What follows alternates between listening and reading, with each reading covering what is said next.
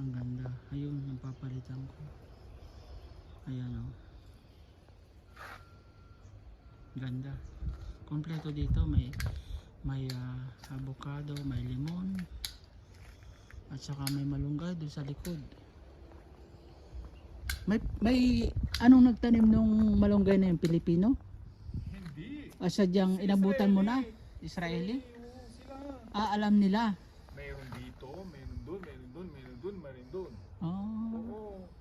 Mayroon din doon sa office. Oo. Doon sa exercise. Oo, mayroon din doon. Doon sa likod. Hindi ko kanina halata.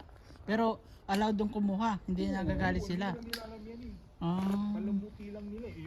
Yung Parang- palamuti nga eh, na sinasabi mo, palamuti nila eh. Parang bulaklak lang sa kanila, ano? Oo. Ayan. Oo. Hmm. Kinakain. Kinakain. Napaka ano to, peacefully dito sa kibbutz. Oo. Oo, secured ka dito. Secured. Safe ka dito. Kaya nga, ayan ang mga guest nyo. Ganda. Pero hindi bawal dito mag-video kasi minsan nasa relief ako. May nagbawal sa akin, bawal daw mag-video-video. Ito yung isasama mo yung amo mo. Oo. Bawal yun. Kaya nga. Privacy. Hindi, kahit hindi kasama yung amo, pero bawal ba kumuha ng video? Mayroong ganun lugar eh. Naka-secured, naka-kwan nila, pinagbabawalan kasi nga yung mga kwan, alam mo na. Yan ang mga guys, oh. Oo. Ito, diyan diretso na yan, kalsada yan. Daanan ng Kaluit nila. Kalnuit. Yan ang.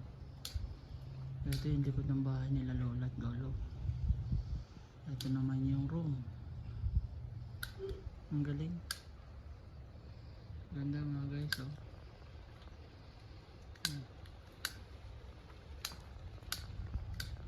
Parang nasa bukid ka lang. Very peacefully place. Seven. Yan pala ang Hindi, wala ka sana yung October 7. oh, Kung hindi sila, kung may yung intelligence sana oo. na nakita nila kung sa intelligence or sa camera or sa Oo. ewan, dun sa holiday ata eh, nag-holiday yung mga kon eh. Oo, kaya hindi nila nakita, hindi nila napansin. Nagkasunod-sunod yung holiday nun eh. Oo. Kaya nagkampante sila, Wala. Gano'n. Kaya yun, nalusog, napasok. Kaya ngayon very strict sila. Oo, stricto na sila ngayon. Strict na sila. Oo. Wala na talaga. Yan mga guys, ang mga pandito, tirahan dito. Maliliit lang na bahay pero napaka safe at saka tahimik na lugar. Ayan o, ang ganda pati ng bulaklak dun o. May Kalnuit siyang service. Pwede rin kainin to. Anong halaman yan? Cherry. Yan ang cherry. Hindi, cherry. Iba yung cherry. Iba yung Oo. Anong namumunga niya na summer? saglit. I-search natin. Pecan. Kaya na? Pecan po. Ito yung kwarto niya ng caregiver. At ito yung bulaklak na parang plastic siya mga guys. Oh, ganda. Tapos yun ang service niya, Kalnuit. May bisikleta din siya. Oh. Ayan. Napaka-simple ng buhay dito sa kibbutz mga guys. Oh. Ang hinangaan ko lang itong bulaklak na ito eh.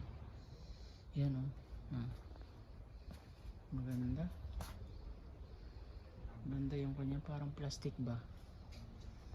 Oh.